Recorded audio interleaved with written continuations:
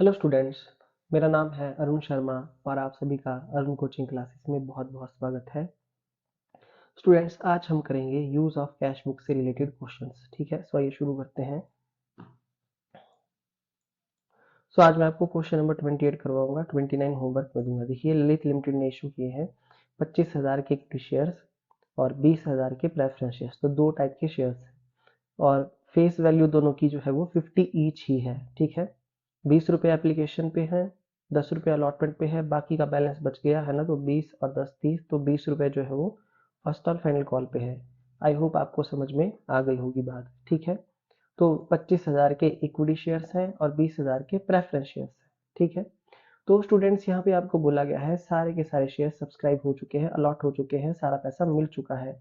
तो आपको journal entry बनानी है, कैश बुक बनानी है, बैलेंस शीट बनानी है। तो मैं आपको अभी बता देता हूँ कि जब कैश बुक बनाने को बोला गया हो तो आप बैंक से रिलेटेड जो एंट्रीज होंगी वो जर्नल में नहीं करेंगे, वो कैश बुक में करेंगे, है ना। इसी तरीके से जो ये क्वेश्चन नंबर हमारा कौन सा था, 8th क्वेश्चन था स्टूडेंट्स, यहाँ पे क्वेश्चन नंबर 8th, इसमें भी आपको कैश बुक बनाने के लिए बोला गया है। तो इसमें भी जो बैंक वाली एंट्रीज होंगी वो कैश बुक में आएंगी और जो ड्यू वाली शेयर कैपिटल वाली एंट्रीज होंगी वो जर्नल में चली जाएंगी। ठीक है, तो ये कैसे करते हैं मैं आपको दिखाता हूँ। देखिए देखिए यहाँ पे ध्यान से, सबसे पहले हम जर्नल बनाएंगे, है ना। जर्नल बनाएंगे स्टूडेंट्स और साथ साथ में हम कैश बुक भी बनाएंगे। ठीक है, तो बैलेंस शीट भी प्रिपेयर करेंगे। तो जर्नल एंट्रीज पास करेंगे, देखिए ध्यान से। ओके, ऐसे आप जर्नल का फॉर्मेट लगा दीजिए। तो फर्स्ट एंट्री जो यहाँ पे अब आएगी, देखिए मैं आपको बता देता हूँ, वो बैंक वाली नहीं होगी। वो कौन सी होगी, वो होगी प्रेफरेंस शेयर्स की और इक्विटी शेयर्स की। इक्विटी शेयर्स की शेयर कैपिटल में ट्रांसफर करने की, एप्लीकेशन मनी को ट्रांसफर करने की एंट्री यहाँ पे हम पहले लिख देंगे। ठीक है, ये पहली एंट्री होगी हमारी। तो यहाँ पे देखिए बोला गया है, परसेंटेज तो दी नहीं गई है प्रेफरेंस शेयर्स की, तो उसको परसेंटेज को नहीं लिखेंगे। 20,000 के प्रेफरेंस शेयर्स, 25,000 के इक्विटी शेयर्स। ठीक है, तो मैं परसेंटेज को हटा दूंगा। 20,000 के प्रेफरेंस शेयर्स, 25,000 के इक्विटी शेयर्स।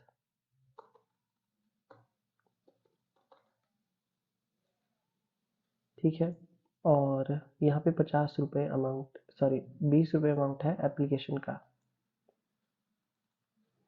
तो 20 और 20।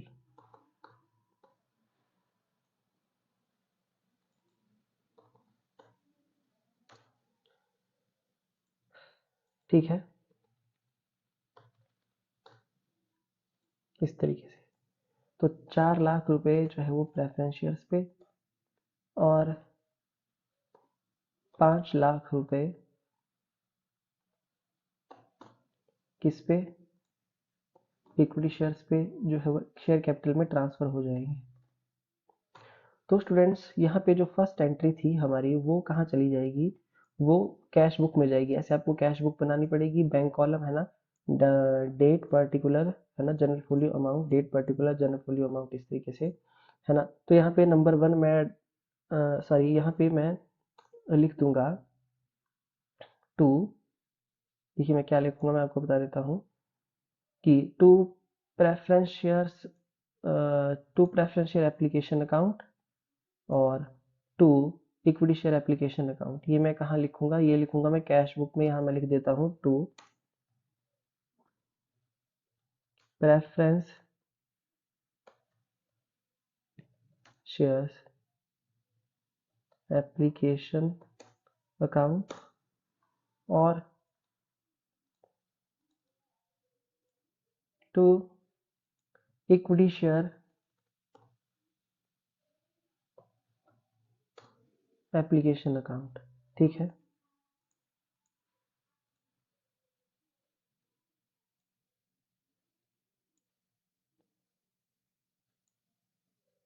सो अमाउंट अब हम यहाँ पे लिख देंगे। देखिए, तो इसका था 4 लाख और इसका है 5 लाख।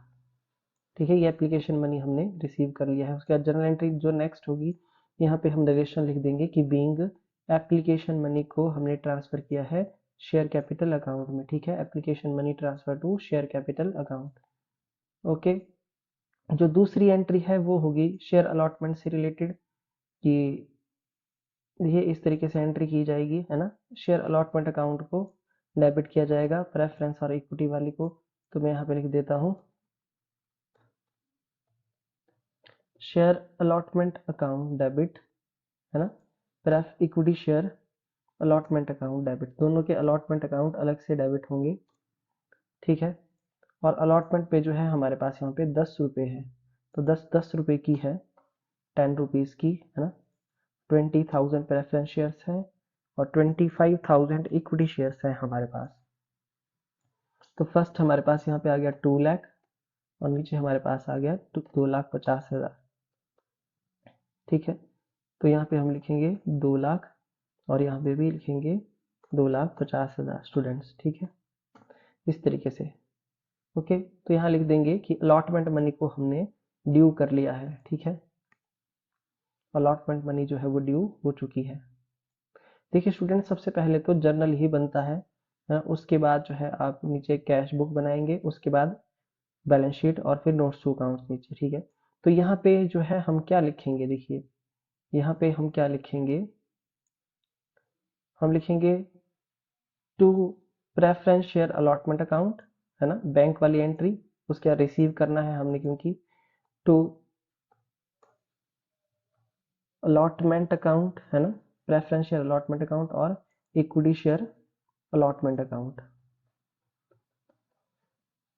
ठीक है। यहाँ पे लिखेंगे 2 लाख और यहाँ लिखेंगे 2,50,000।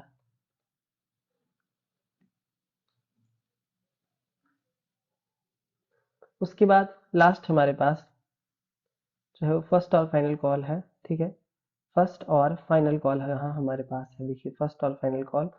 तो फर्स्ट और फाइनल कॉल जो मनी है वो हम क्या कर देंगे, यहाँ पे ड्यू कर देंगे, ओके। फर्स्ट और फाइनल कॉल, अच्छा यहाँ पे अलॉटमेंट मनी रिसीव्ड नहीं, अलॉटमेंट मनी ड्यू आना चाहिए था, ठीक है। ये अलॉटमेंट मनी ड्यू हो चुका है, ओके जी। और ये हमारा जो नेक्स्ट है फर्स्ट एंड फाइनल कॉल, यहाँ पे लिखेंगे first and final call account, है,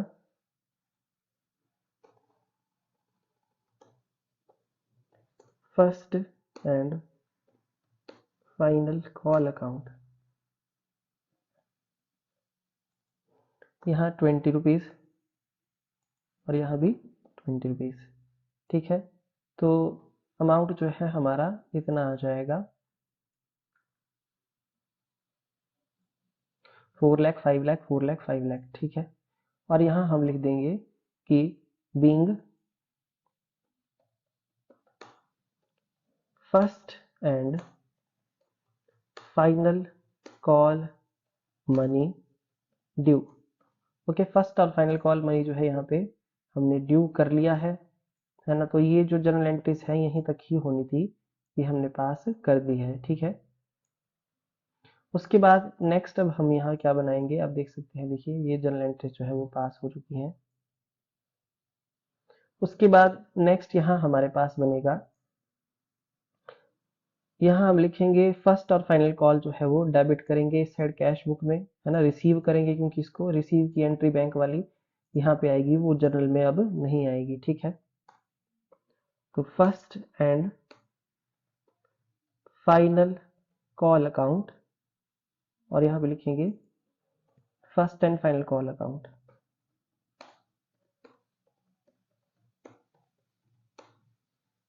ठीक है। सो आई होप आपको जो है वो इतना जो है वो समझ में आ गया होगा, है ना। अब इन सब का अगर मैं टोटल कर लेता हूँ,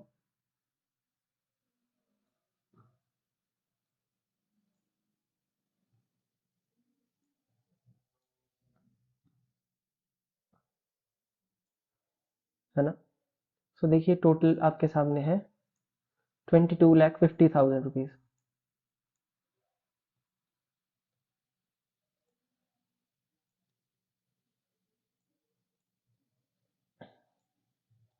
₹22,50,000।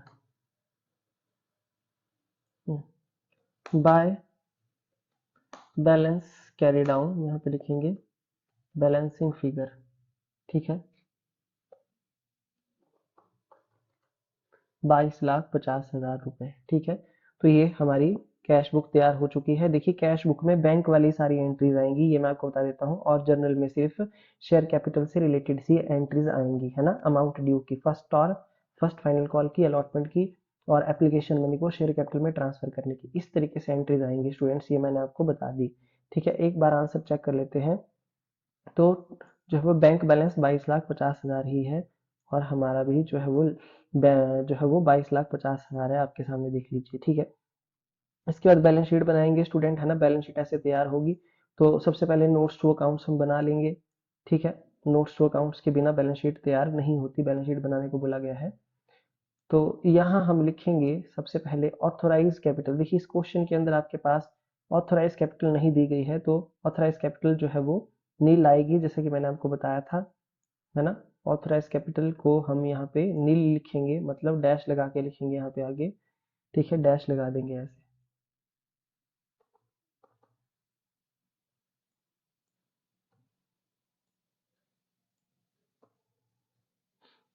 मतलब इसको ब्लैंक छोड़ेंगे, ठीक है।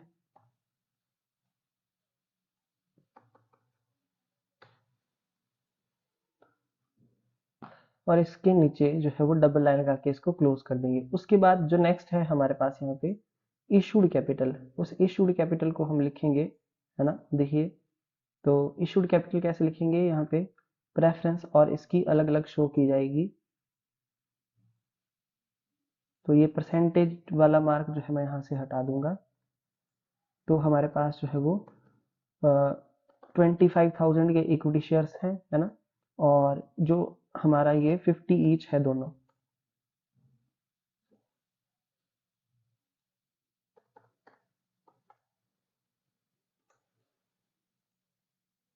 50 ईच है, ठीक है। ओके जी। तो यहाँ पे अब आगे लिख देंगे हम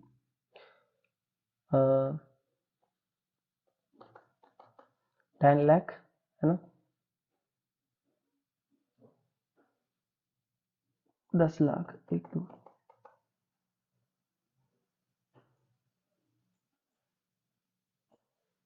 और उसके बाद हमारे पास यहाँ पे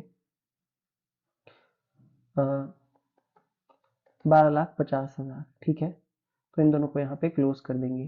तो जितनी हमारी इशूड है उतनी ही हमारी सब्सक्राइब कैपिटल आ जाएगी, ठीक है। इस पे हमको जो है वो सारा पैसा जो है वो मिल चुका है, ठीक है। जितनी हमारी इशूड है उतनी हमारी सब्सक्राइब कैपिटल, है ना, ये फुली पेड अप है।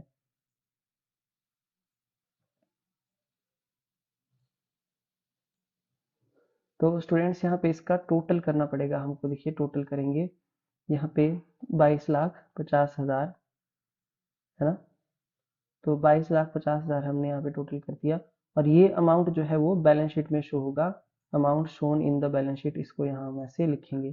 तो आई होप आपको जो है वो इतना समझ में आ गया होगा, ठीक है। उसके बाद हमारा cash at bank, cash and cash equivalent का बनेगा, और हमारा कैश एड बैंक आपके सामने जो है वो 22,50,000 ही था, है ना। तो यहाँ पे 22,50,000 हम यहाँ पे लिख देंगे। सो आई होप आपको जो है वो समझ में आ गया होगा इस तरीके से।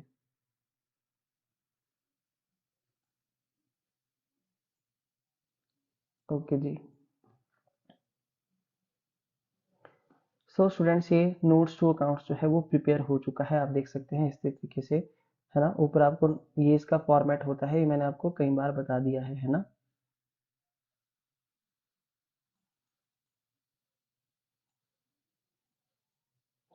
उसके बाद अब बैलेंस शीट जब बनाएंगे तो यहाँ पे equity liability side, share holder fund, share capital, note number 1 में यहाँ पे 22,50,000 की हमारी टोटल सब्सक्राइब कैपिटल है, उसको यहाँ पे लिखेंगे, है ना।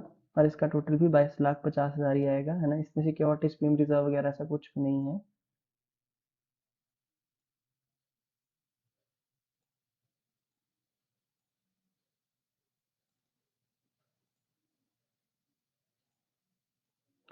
ओके जी। सो आप देख सकते हैं यहाँ पे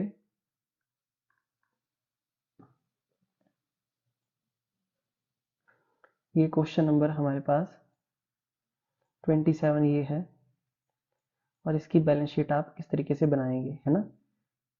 एसेट साइड में current asset, cash and cash equivalent, note number 2 डाल के 22,50,000। तो बैलेंस शीट भी हमने बना दी, नोट्स टू अकाउंट्स हमने प्रिपेयर कर लिया, है ना। हमने बैंक कॉलम भी यहाँ पे बना दिया, ठीक है।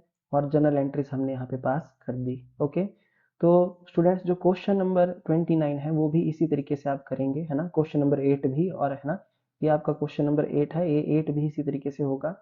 ओके, और क्वेश्चन नंबर 29 भी। तो यहाँ पे बोला गया है कि 10,000 के शेयर्स ऑफर किए गए हैं पब्लिक को, फेस वैल्यू 10 रुपीज है, और 12 रुपए पे सब्सक्राइब करने को बोला गया है, मतलब 2 रुपए का प्रीमियम है। और यहाँ पे 3 रुपए की एप्लीकेशन है, 5 रुपए अलॉटमेंट है इंक्लूडिंग प्रीमियम, मतलब यहाँ पे अगर हमारा 2 रुपए का प्रीमियम है तो 3 रुपए की अलॉटमेंट है, ठीक है। सिक्योरिटीज प्रीमियम रिजर्व अकाउंट 2 रुपए से होगा, यानी कि 10,000 मल्टीप्लाई बाय 2। और यहाँ पे शेयर्स ही दिए गए हैं, प्रेफरेंस कुछ नहीं है, तो इक्विटी ना इक्विटी लिखेंगे ना प्रेफरेंस लिखेंगे, 4 रुपए जो है कॉल पे है, ठीक है। तो यहाँ पे लिखेंगे शेयर कॉल अकाउंट। ओके, सारा पैसा मिल चुका है ना। सारे के सारा जो है पैसा रिसीव हो चुका है। सो स्टूडेंट्स, कैश बुक बनानी है तो मैंने आपको बता दिया कि जब कैश बुक बनेगी तो जनरल एंट्रीज में शेयर कैपिटल्स की ही एंट्रीज आएंगी, जो बैंक वाली एंट्री होगी वो कैश बुक में इस तरीके से हम करेंगे, है ना। ओके, और आपको बैलेंस शीट बनाने को नहीं बोला गया है, ठीक है। वैसे चाहे तो आप अपनी प्रैक्टिस के लिए बना सकते हैं। देखिए, सिक्योरिटीज प्रीमियम रिजर्व जो है वो कहाँ आएगा, जनरल एंट्री में आएगा, है ना। जब हम अलॉटमेंट की एंट्री करेंगे तो वहाँ पे प्रीमियम जो है वो क्रेडिट हो जाएगा, और विद प्रीमियम जो है हम यहाँ अमाउंट लिखेंगे अलॉटमेंट का। तो स्टूडेंट्स, यहाँ पे जो है वो सिर्फ शेयर्स ही हैं, यहाँ पे ना इक्विटी है ना प्रेफरेंस है। तो ये आपको होमवर्क में है 29। तो आज के लिए इतना ही, है ना। कोई भी प्रॉब्लम आएगी आप पूछ सकते हैं। Thank you.